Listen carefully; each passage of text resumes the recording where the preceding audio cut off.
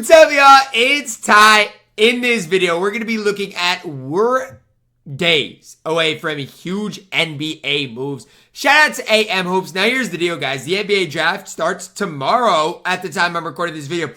And it's weird. I don't know why the draft is before free agency. I mean, that just seems backwards. Like, you should structure your team and then have to draft, because now you have to, I guess, draft before structuring your team.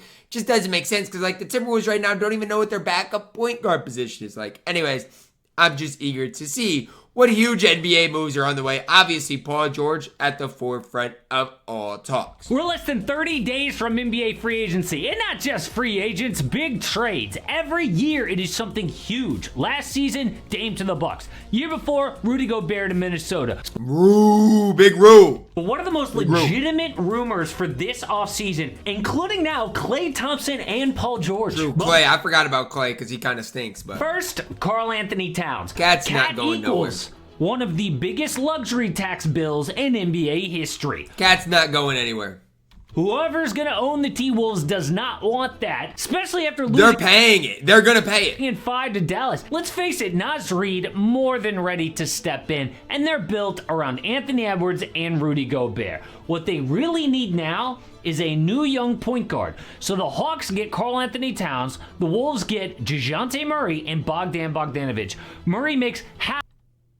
I mean, do I love this trade? Honestly, I don't love it, but I don't hate this trade. Now, let me tell you why I don't hate this trade. And I love Cat. I hope Cat's, still around. But I love DeJounte Murray. Defensively, he's incredible. And Bogdanovic, I mean, the Timberwolves need shooters. So I don't hate this trade, genuinely. I just don't think it's going to happen. I don't think the Wolves want to give up Cat. I just don't. Half the money is Cat. He's also much better without Trae Young. But Atlanta needs win now players because their picks are going to San Antonio. So they roll with Cat, Trae, and that #1 overall pick. But where will Brandon Ingram? I don't think that's going to happen. But honestly, I don't. That's one of the better Cat trades. I don't want Cat for Julius Randle. DeJounte Murray would be fine. But again, does that mean DeJounte Murray, or does that mean Mike Conley comes off the bench? How does that whole dynamic work? I guess you could start Mike, DeJounte, but then Nas off the bench. I don't know. It's just a weird dynamic, in my opinion. Ingram go. The Pelicans. I don't mind it though, because right now, then I think the Wolves would let go of Kyle Anderson, Monte Morris. I think they would have to. And then, you got Conley, DeJounte, Ant, and then Nikhil off the bench. That's a good backcourt. And I don't mind. I really don't. Can't pay a big luxury tax bill either. And BI is not worth it. They know Trey Murphy is better with Zion. But what does New Orleans need back? Rim protection and a... They do need rim protection. I'm so tired of Jonas Valanciunas. True point guard. Can you believe they had the 4th worst rim protection in the entire NBA? I mean, I can. I mean, I definitely can. They don't have rim protection. No problem. Jonas Valanciunas is gone. But the answer is in that top 3. The Cavaliers have the #3 paint defense, but could flip one of their centers. So the Cavs get Brandon Ingram and the Pels get Jarrett Allen. Actually, this guy knows somewhat of ball. I don't hate these trades. My big question is for the Cavs. I like Brandon Ingram there, but then you're going to run out with Darius Garland, Donovan Mitchell, and Brandon Ingram. I mean, defensively, that's a disaster. For the Pels, I really do like this trade. They're going to need some floor spacing if they're running Allen and Zion together, though. It makes sense. They are that similar in value. You could trade them straight up. Both are all-stars. Both 26 years old. BI fits much better with Donovan Mitchell in the backcourt than Zion. These trades aren't bad so far. I like them. This is only if they get Spida to stay. And if that happens, Darius Garland is next. Shams reported if Spida signs a new deal, Garland will request a trade. So I was going to say, I mean, I don't think, if you're running Mitchell and Ingram, I don't think Garland fits. Who wants a point guard? The Pels, the Spurs, the Magic, Nets, Rockets, Wolves, Heat, and Suns. But I think San Antonio... I would love a Garland-Wemby combination. I would love that. Makes the most sense. They've got the assets and the need to get this done. An ideal fit with Victor Wembanyama, and a report says they want to be competitive next season. Darius has questions on I defense. just don't like. I don't think the Spurs need to rush anything, and I get wanting to be competitive. But what's the point of rushing anything? I mean, the West is stacked right now. You're probably not going to make the playoffs. Be patient. But better and cheaper than Trae Young. So the Spurs get Garland, and the Cavs get Keldon Johnson, Trey Jones, and 2 first-round picks. Okay, now I don't want to overstep what needs to be said. I think that's a lot for Garland, though. I do, and I know Garland's a young guy, and he's only going to improve. I think that's a lot, though. I genuinely think that's a lot to give up. This works for you guys can let me know your thoughts, but I think that's quite a bit. Cleveland for 2 reasons. One, they need a stretch forward to compete with the best front courts in the East. Keldon is 6'5", has shot 40% from 3. And 2, Trey Jones would be an amazing backup point guard for. He would be a good backup point guard. I just don't know about Keldon Johnson. He's been so up and down in his career. And they need depth. 2 picks, also minimum for a guy like Garland. But will Michael Porter Jr. MPJ should stay in Denver. There's no reason MPJ goes anywhere. Get traded? I mean, the Nuggets lost a 20-point lead in Game 7. MPJ shot 25% from 3. MPJ is so important to what they do. Yes, he shot went missing their last 3 games. What Denver lacked was depth. Everybody looked tired. Michael Malone just didn't trust their young guys like Peyton Watson. So it turned out, yes, losing vets like Bruce Brown and Jeff Green mattered. So the obvious solution is to trade Michael Porter Jr. The problem is his salary. Dude makes $36, then $38 million. Look, I mean, I know people are so into the salaries and what people make, and I do think with the new CBA, the middle ground is going to be cut.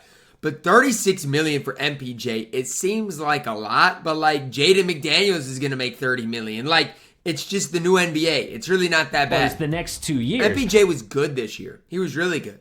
Really good. That's tough with the new CBA. Very few teams can take that on, but the Pistons could get MPJ. The Nuggets get Jaden Ivey, Isaiah Stewart, and Quentin Grimes. Come on, dog.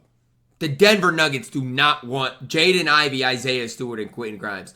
I mean, I was a fan of AM's Hoops trades until now. Are you serious? This makes no sense for either team at all. Why would the Pistons give up some of their young talent for Michael Porter Jr.? What is this trade? Detroit just needs good players at this point. No, they don't. They need to continue tanking. They need to continue losing. Why get MPJ? There's no reason. MPJ needs to be on a contending team like the Denver Nuggets. Jaden Ivey, Isaiah Stewart, Quentin Grimes. Let me ask you this. Do you think Michael Malone would trust Jaden Ivey on the court? I surely don't. MPJ would become their number 2 behind Cade Cunningham. The Nuggets. It's a horrible trade. That depth. No, they don't. Those guys are not depth. Those guys are mid players. And Jaden Ivey could become much more. I mean, he was just the number 5 overall pick. So why would Detroit give him up? But he's been misused by Monty Williams. If Denver wants to create a bad trade, plan with Jamal Murray and Nikola Jokic, this is it. Now, before we get to the biggest names on the list, we have to talk about the Blazers. They have so many vets on a crappy young team. The Blazers do got to make some trades. I mean, Jeremy Grant. Why is Malcolm Brogdon on their team? Even Anthony Simons. Send Malcolm Brogdon to the Timberwolves, be shocked please. If 1 or 2 of them didn't get moved. So who's their number 1 guy to go? Well, in every mock draft, the Blazers take Donovan Clingan, who is a 7'2" center. So bye-bye dominating. So many red flags. Man, Ayton's gonna get passed around like never mind. But he gonna be traded again? With this guy from day one. No, going back to the Suns days. I mean, the fact that he gave himself the dominating nickname red flag number 1. Come on, but in February, Ayton has been the definition of mid. Let's be honest with ourselves. The Athletic reported, there was tardiness and tantrums with Ayton in Portland. But there was a 6-game stretch where he averaged 27 points and 15 boards in March. Somebody could talk themselves into this. So maybe the Pacers get Ayton. Yeah, the Pacers just go to the Eastern Conference Finals, and now they're like, yeah, let's trade for DeAndre Ayton. And the Blazers get Benedict Mathurin, Jarris Walker, and a first. Now, Okay, I don't hate this, but what does this mean for Indiana? They've already got Miles Turner, Pascal Siakam in their front court. Is Ayton going to come off the bench? Indy already tried to give Ayton a max contract. They like him. Plus, they made the conference finals without Ben Mathurin. He is a talent. I do think Benedict Mathurin doesn't fit. I'm just saying I don't think Ayton's the right fit in Indiana either. And a fit in Portland. But now, the biggest names. If the Clippers don't cave and give Paul George a 4-year max, I don't think they're going to. They're in trouble because multiple reports have linked him now to the Sixers, Knicks, Rockets, and Warriors. But I swear, if PG goes to the Warriors, that'd be fun to watch. And as just a pure basketball fan, that'd be fun to watch. How does that even happen? They can't give PG a max. Well, he can opt into his 1-year, $48 million player option and demand a trade. That deal would be Dubs get PG, Clippers get Chris Paul, Jonathan Kuminga, and Gary Payton. Now, I will say this. Chris Paul back with James Harden. I mean, I don't hate it. I don't hate it for the Clippers. I mean, they need some depth. They get some toughness in Kuminga and Gary Payton. I don't hate this for either team. Second, this only happens, though, if Golden State lets Clay go in free agency. Right now, NBA rules would stop them from trading multiple players for just one guy, unless Clay walks, making them less expensive. It'll be interesting. I think Clay's out of Golden State. I don't think he's going back. This would extend Steph's window, but a new report says LA is going to offer PG a rare no-trade clause just to keep him. But if Clay leaves, why not the Oklahoma City Thunder? OKC has money to pay Clay more than Golden State. Does Clay fit with the Thunder, though?